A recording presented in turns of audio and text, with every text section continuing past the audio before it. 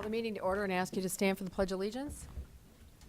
I pledge allegiance to the flag of the United States of America and to the republic for which it stands, one nation, under God, indivisible, with liberty and justice for all.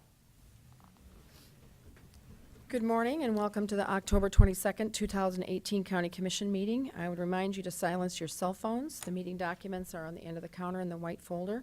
And if you need a listening device, Craig is in the front and he could help you with that. Move on to routine business. Item number 1 is a motion to approve the agenda. So moved. Second. Yep, no, I need an amendment to the agenda first. I'd make a motion to approve the agenda, deleting the executive session at the end of the meeting. I have a motion. Second. On the amendment, a motion and a second. All those in favor say aye. Aye. Those opposed, same sign. Motion passes unanimously. And now I need a motion to approve the amended agendas. That is my motion. Thank you. Second. I have a motion and a second. All those in favor say aye. Aye. Those opposed, same sign. Motion passes unanimously.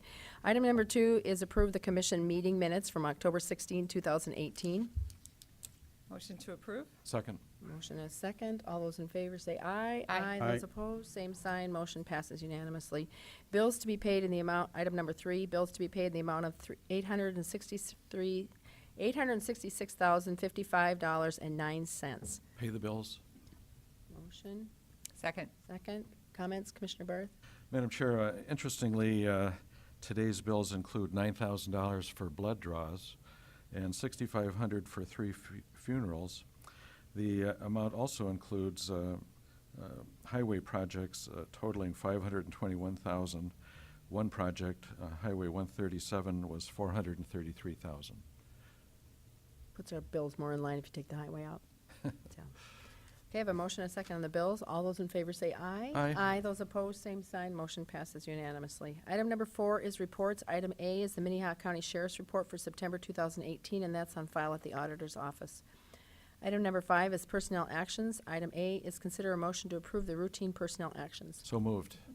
Second. Motion and a second. All those in favor say aye. Aye. Those opposed, same sign. Motion passes unanimously. Item B is consider a motion to approve the 2019 health and dental premium insurance review. Good morning, Carrie Deaver from Human Resources. This is the time of the year that we review our health claims and our dental claims and determine what premiums to set for the upcoming year. Trish, thanks for driving for me. I appreciate that. Can I have you scroll up or down, I guess, in this case, a little bit to the first chart? What I want to review with you is some health insurance information first, and this is the chart that you're used to seeing each year that summarizes the main contributors to the cost of our health plan, which is our health claims, our administrative fees, our stop-loss insurance, our prescription drug costs, and then our pharmacy admin fees as well. I have a couple things highlighted for you. The first highlight in the first column is slightly pink, which shows you where our health claims ended last year, which was around $4.3 million. If you look at the previous 4 years, you can see that there was a significant increase from past years. And you'll recall that last year, as we talked about it, we said that our claims were going up, so that it was a significant increase, and we're hoping a bit of an anomaly.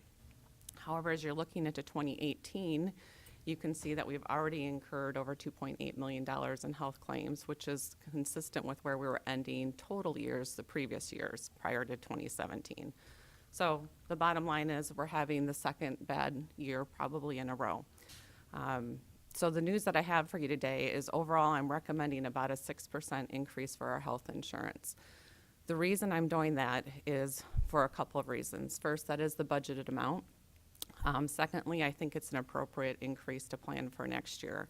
But I want you to be aware of this increasing trend and the fact that for the first time that I've ever been in front of you, I am recommending that we underfund slightly. So that box at the bottom will show you really what we're projecting for monthly costs for the upcoming year. Like last year, I'm giving you a range of about $3 million to $3.5 million in health claims, and I think that's in a reasonable range to give you. If we do that, we're looking at about monthly expenses of around $458,000 to $500,000 for next year. With the 6% increase in claims, that gives us a funding level of about 0.97. So again, I'm recommending underfunding slightly. Why would I do that? Again, first is because that is the budgeted amount. Second is we're having this huge spike in our claims. And with any luck, that won't continue. And I don't want to overreact or overcorrect given our last 20 months of experience. The other reason I think that's an appropriate amount to budget is due to our pharmacy costs. Talking about our health claims increase, but if you look down that column, you'll see that we also had a significant increase in prescription costs over the past few years.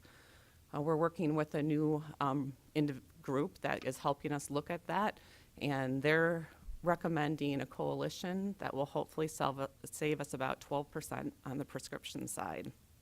If we do that, the 6% increase will be more than enough to cover for next year.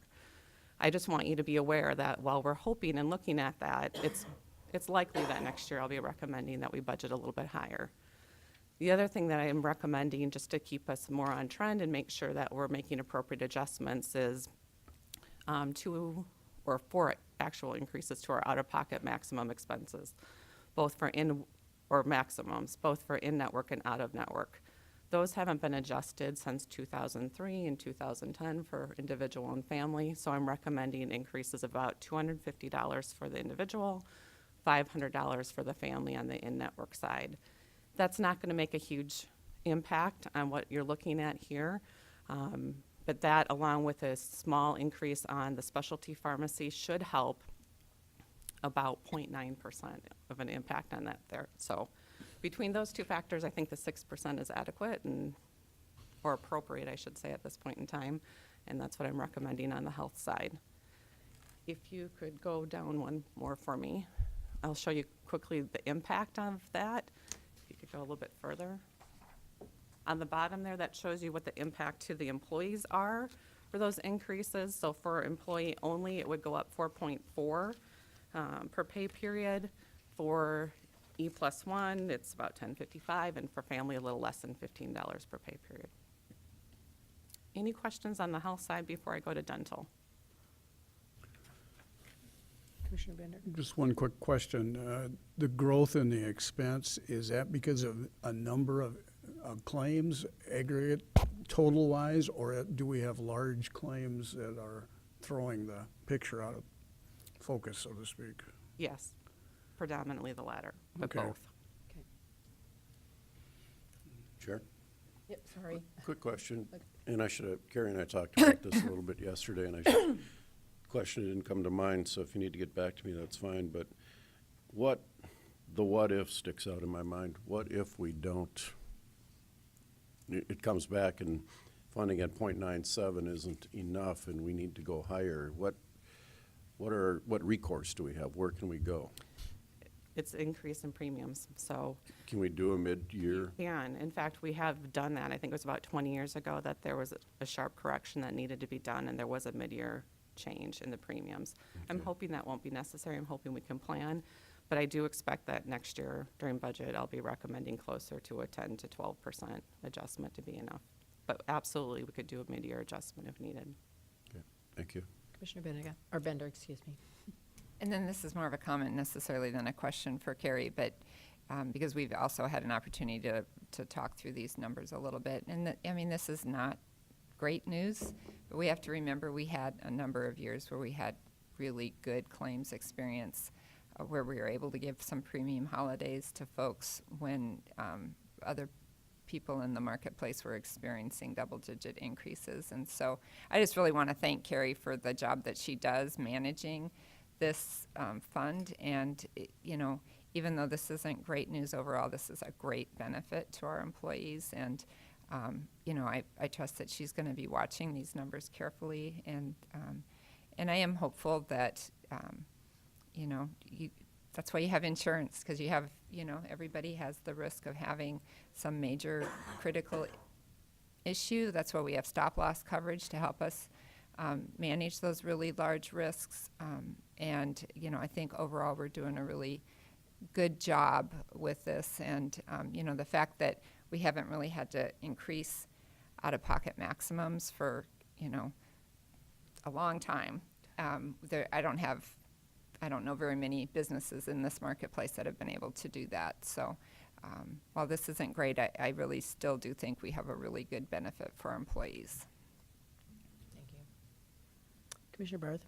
Gary, you don't happen to know offhand how many premium holidays we've had over the last few years, do you? Over the last, no. I would estimate about 6 over the last 4 years. Right. We that's didn't a- do any last year, but yeah. Thank you for bringing that up, Commissioner Bender. And I guess I would also say that your department has been leading the way on wellness programs for our county, trying to keep our employees there, giving them the opportunity to stay healthy and keep these premiums down. So thank you for your work. Thank you. Thank you. And we appreciate our employees who are participating and taking advantage of those opportunities too, because every little bit helps. Okay. Hey, if we want to go down to dental, the news there is similar, but maybe less of a huge spike. Over the past year, we're experiencing currently about a 15% increase in dental claims. That doesn't concern me. If you've been on the commission for a while, you know that dental tends to do this. It goes up and down with the claim years. And I don't know that I can really explain that. I think part of the spike for this year has to do with the increased orthodontia benefit that we approved a couple years ago. Also, it might have something to do with the period of time that we're looking at and knowing that claims are a little bit high for dental over the summer months. But with that, whereas normally we're projecting a trend of maybe 5 to 6%, this year we're going to use an 8% instead, increase that a little bit, knowing what our experience has been up for the last 2 years. With that, a 6% increase in dental will also balance what we're expecting our claims and expenses to be next year. So that's our recommendation for dental. No changes in plan design. Okay. Questions on that? All right. Do we need a motion on this, Carrie? do. We do need a motion to approve. I'll make a motion to approve the 2019 health and dental premium insurance. Second. And a motion and a second. All those in favor say aye. Aye. Those opposed, same sign. Motion passes unanimously. Thank you. Thank you, Carrie. Item number 6 is abatements recommended for approval. There are none. Item number 7 is notices and requests. There are none. Item number 8 is planning and zoning notices. There are none. Item number 9 is petition for compromise of lien. There's none. And next we have opportunity for public comment. So if you'd like to speak about anything that's not on the agenda today, you get 5 minutes. So, I suggested to Jay here that we would discuss his situation during new business. Is that possible, or are we going to limit him to 5 minutes? I'm asking council. Well, I don't know what the circumstances are there. The commissioner is, you know, obviously welcome to raise with the other commissioners any item of new business.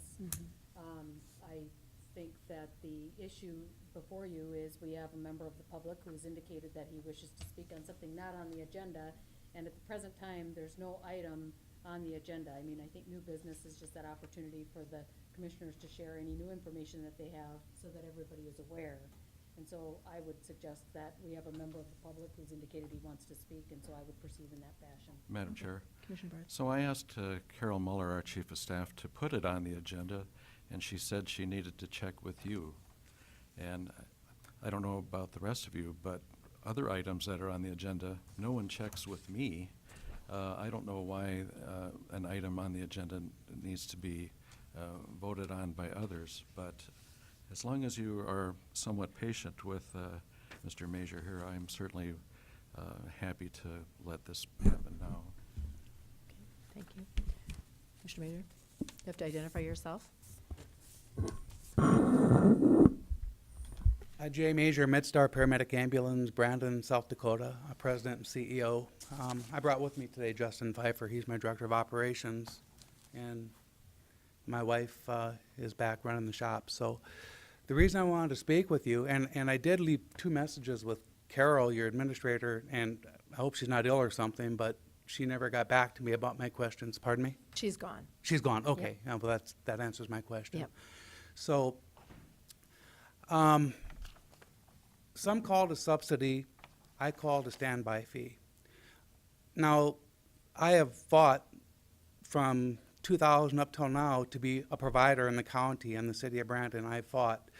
And some of this fighting that I have done has cost my family dearly, because there's not a day that goes by that I don't lose money providing services in the county and the city of Brandon. Not one day that goes by that I don't lose money, and I've made it up with all of my private business, which is great if I was a single guy that didn't have a family to be concerned about and kids to put through school also.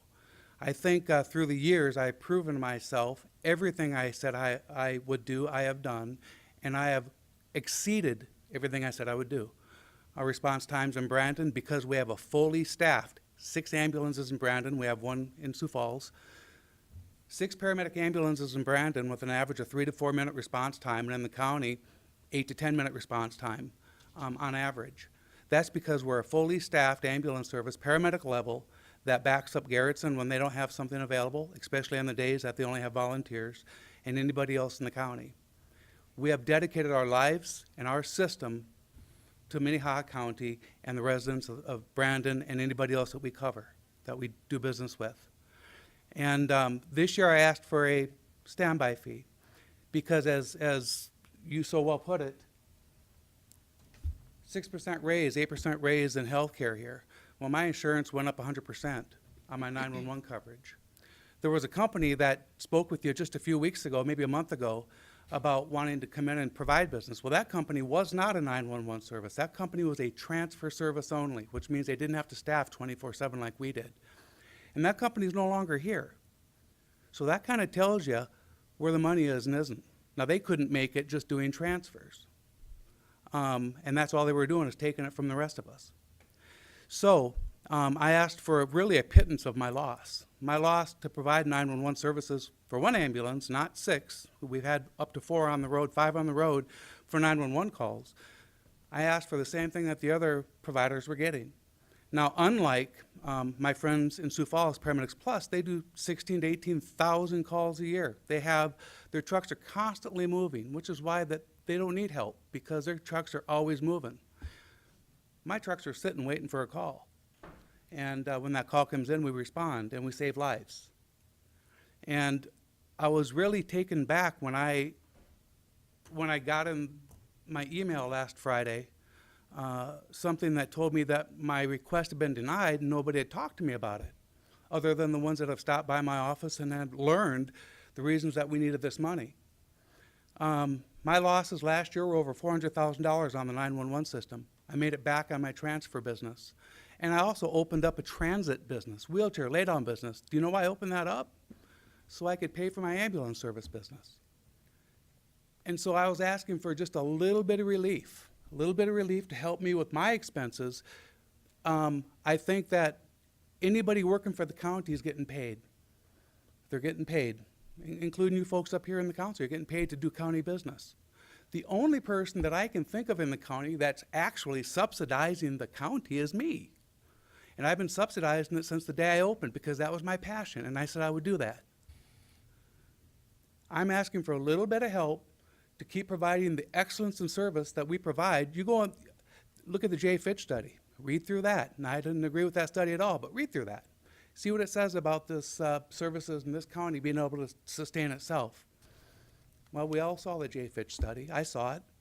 And I worked the last year with the county to provide the input that we gave you for the new licensing credentials and things. So I would like you to reconsider the help that we need to keep providing the excellent service that we provide. And I would dare say that there's no place in the country that provides the response times that we provide. When anybody here is driving up the 406, the 402, and you crash, and you don't have our service there within 5 or 6 or 7 minutes, the first thing I'm going to get is a phone call from somebody. Why ain't you there? But the last thing I seem to get is the respect and the responsibility of, when I ask for help, a little bit of help, and I'm not asking for a charity. This isn't charity. I'm already subsidizing the service. I'm asking to take the edge off, to help me a little bit so I can treat my family and my kids like everybody else does in their businesses.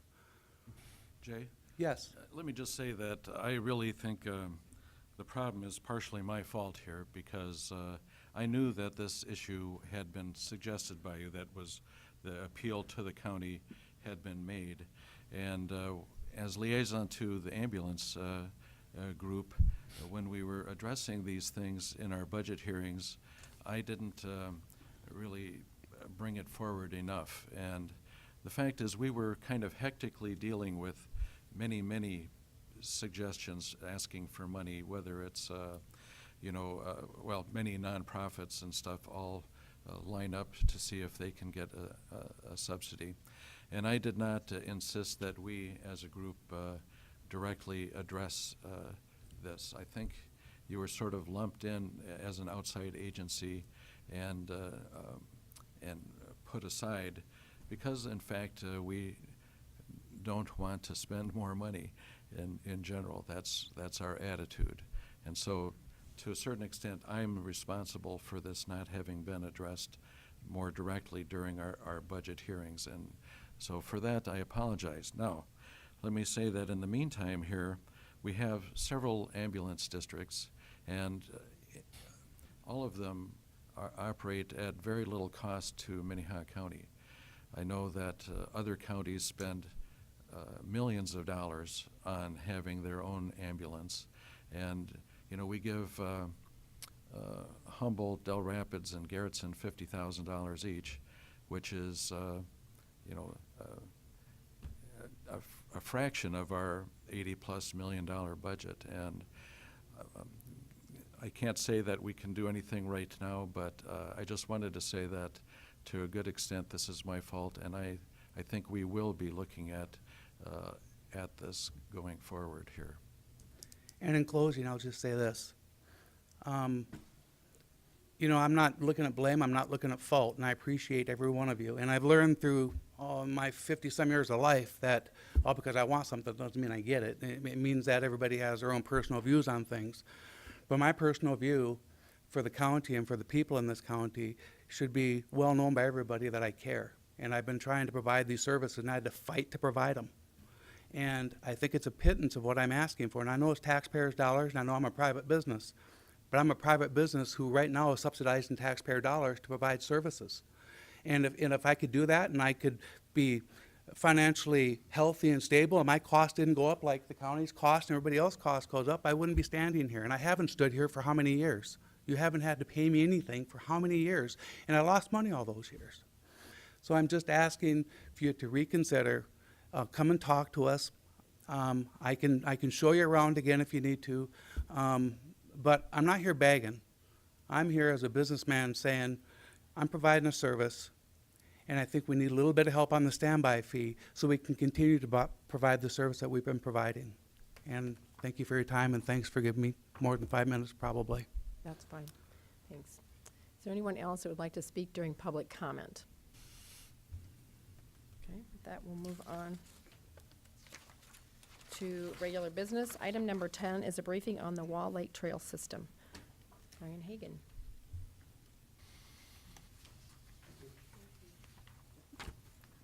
Good morning. My name is Brian Hagan. I'm a resident out at Wall Lake, and this is Tessa Schwanz, and she's a resident out there as well. Thanks for having us here today. We originally met with Jeff and discussed this about a few years ago. We've always kind of thrown the idea around of having a trail system out there. And when Tessa and her husband moved to the neighborhood, that conversation kind of started back up. And one of those things as we looked at is to say, when you get out into the rural community, there's really no access point for people to use a trail system to, ride safe, with their bikes. We see them up and down the highway. Obviously, that's not the safest place to be doing that, especially you're not going to be doing that with kids. And so with the Wall Lake and how we've seen that, the usage of that increased over the years, and with the Wall Lake, Minnehaha County Park out there, we thought this would be a great idea to bring this out there to not only provide for the Wall Lake residents, but also the rural community out there. We also know there are some plans, 5-year plans to connect different communities. We also think there may be an opportunity to connect maybe like a Hartford down to Wall Lake and to the west side of Sioux Falls. And so we're here today to essentially ask for your support. We're not sure how that may work yet, whether that's a financial support or just your vocal support. First and foremost, I think it'd be a vocal support to say, yes, we think this would be good for the community, and this is something we can get behind. Secondly, if it's not a financial support, as we know, budgets can be strenuous on, you have lots of people here asking for different things, and but to look to you to say, okay, if we have your support, maybe it's allowing us to work with some engineers to actually plat it out, using some county resources, or working with CCOG, having your support to say to CCOG, okay, work with this group, this entity, as they go out to do the fundraising or to help us write grants. Because we think it's a great opportunity to help provide to the residents out there. You want to add anything, Tessa? Just like Brian was saying, I think our overall view for the entire county and for the residents of Sioux Falls and Wall Lake and Hartford is just to have an overall vision of a safe place for kids to go and ride their bike, explore nature, use the lake, have access to that point in a safe manner. I know in the past, and I've lived here for 18 years, and I know there's been lots of accidents on Highway 42, and it's been kind of scary to think that, you can't really ride your bike safely out there on Highway 42, or even on that road going into Hartford without having a death wish. So that makes it kind of a nice, safe area for kids in the Wall Lake area. Also to ride out there eventually, like Brian was saying, to maybe connect it to Hartford at some point. I know Hartford has the bike trail system that they've started, and I think it's been a really beautiful, process. And I think it would be really an amazing thing to connect it to Wall Lake and just create that, for, not just for the Wall Lake residents, but for all residents of Minnehaha County to enjoy. One of the things, if you look at the map, when we looked at this, because we've started conversations with the state DOT, we've met with the county DOT, we've talked with the Sioux Falls gentleman who's in charge of, Parks and Recreation. Yeah. So we're starting the process, and one of the first things that popped up always, everyone said, well, are you going on private land?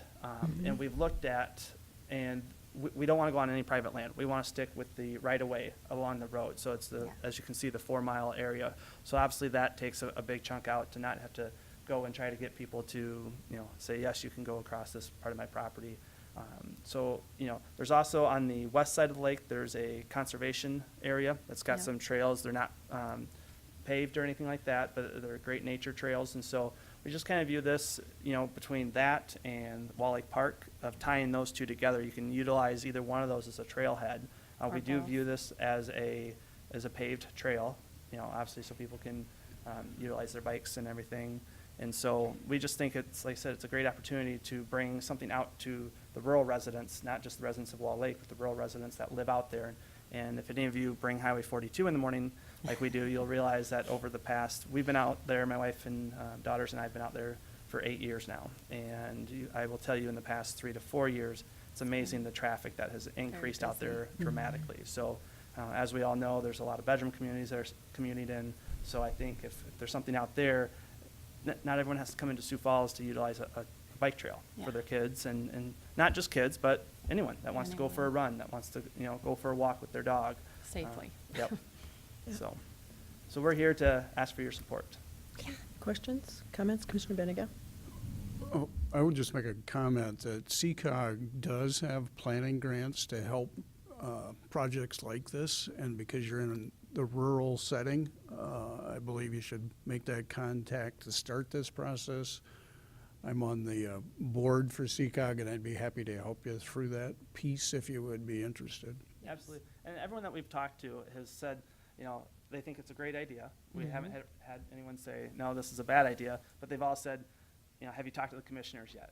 Because once, you really need their support. Once they kind of hear that we would have your support, then it's a lot easier to go to the CCOG and forward. go to the state DOT. One of the things the gentleman, Sam? Boothie. Oh, DJ. DJ, at the state has said is, obviously they're gonna be redoing Highway 42 in 2020. I wish it was 2019, but in 2020, and he said, if we can plan it around that time frame, then there's a possibility we could utilize, their pricing on asphalt and everything out there, doing it at the same time. So I think there's a lot of things connected. We understand that, look, we've got 1 mile stretch that's gonna be working with the state DOT. We've got, a 2 mile stretch, that's gonna be working with the county DOT, and then the township on the west side, a 1 mile stretch there. So we've done a lot of research, so I think we have a good plan in place. It's just now we can't really move forward unless, we have your support, and like I said, that's what we're here for. So. And I know we did talk to Sam from the Sioux Falls Planning and Development, and he had given us some estimated numbers from Mike Patton about what they had spent on the trails in Sioux Falls, and he was saying for concrete, they were looking at about $9 a square foot, and for asphalt, it was around $8 a square foot. So, We know there's a lot of grants out there, as Yeah. you mentioned, especially in the rural area. You know, we just learned of one the other day by the USDA that will do up to a certain amount, and a lot of that is for rural development, but a lot of that goes unused every year. And so I think we can go out on the grant side of things and raise the money. I would say long-term, we've talked about whether we want to bring it up or not, but I think long-term is to say, okay, you know, it's one thing to go get the grants and get the project approved. It's another thing then to say, okay, who's going to maintain it? And, you know, looking at connecting it with the Wall Lake, you know, park, is to say, okay, is that something that the county would consider, or how do we view this, you know, for that maintenance of the project? And so those are questions to be asked, but I think those are pretty simple solutions in the sense that the park is out there. And I will tell you, it's been really neat. We always enjoy it, whether we're on the lake and we see that park gets utilized. I mean, it's a lot. I mean, Yeah, weekends it it's does. busy, and it's really great to see. And I think this is one more thing that you can bring families out there now that I think would get utilized even more, and with the trail system that they can park and take their kids for a bike ride. and even with the funding, like Brian was saying, I know there's lots of grants available and whatnot, but I also think that there could be some private donations too that could possibly go into, you know, like maybe making a bench, you know, in remembrance of somebody that maybe passed on Highway 42, or putting up a light post, or, you know, so getting the community involved in that as well, so that it could be like a somewhat of a memorial too for a lot of people that have had terrible situations happen. Commissioner Karski. First of all, Brian, Tessa, thank you for, when we look at the bike trail around Sioux Falls or the park system or whatever, it takes vision, and it's long-term. I mean, it really is. You know, Commissioner Benega talked about CCOG, and on November 8th is the Urban Development Committee meeting. And we take public input there, and that's where we have the state highway transportation people, and all the communities from the area are represented at that meeting. We take public input, so I encourage you to come. That's a 4 o'clock meeting at the CCOG building. Don't let go of the vision, first of all. Congratulate you on that. And, you know, I just was looking at where the Sioux Falls bike trail kind of spurs off by Family Park there. Cherry Creek flows by there, and Cherry Creek basically begins on the south side of Wall Lake. And, you know, when we're looking at development to the west, and eventually Sioux Falls will come out to Wall Lake, and to have a trail that would connect and follow a waterway like that, you can't build houses or businesses on over a waterway, basically. So to have that plan and that vision to take it from there to the next step and connect it all together, I think would be fantastic. But I would encourage you to, it's going to take a lot of keeping it in front of people to make it happen, and it will happen if you do that. So keep moving forward, and I personally support you. I think it's a fantastic idea. Yeah. Commissioner Bender. And I had similar thoughts. I just wanted to say that, you know, you made the comment you wish it was in 2019, and honestly, you still have a lot of work ahead of you, and so 2020 is probably more realistic. You know, by the time the wheels of government move slowly, and particularly when it comes to funding. And so I'm not exactly sure what kind of support you guys need from us today. I mean, we obviously can't do any financial support today. I would be surprised if any of us are opposed Fund to the the whole thing? idea. You're gonna fund the whole thing.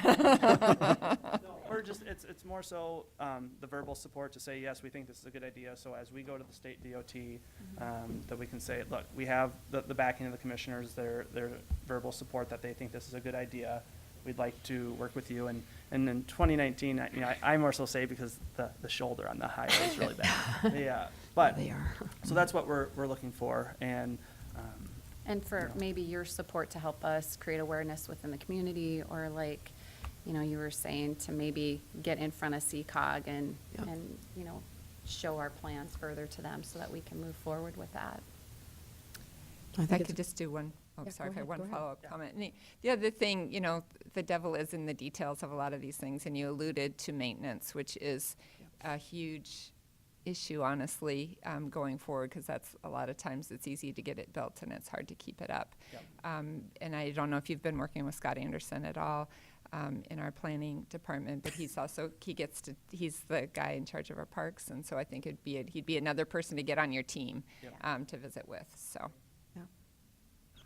Bike trails would be great. I used to bike in the country and I pretty much quit because it's not safe. Yeah. So, yeah.